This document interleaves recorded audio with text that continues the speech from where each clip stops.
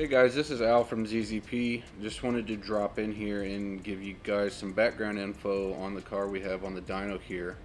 This one belongs to Nathan Gwynn. So he came in, had the full stage 2 of the entry level kit installed. He did have a fairly well modified stage 3 blower setup before this. But to give you a rundown of what's currently on the car, we have the stage 2 entry level kit, the stealth heat exchanger, stage 3 heat exchanger, dual pass option B, the upgraded intercooler pump.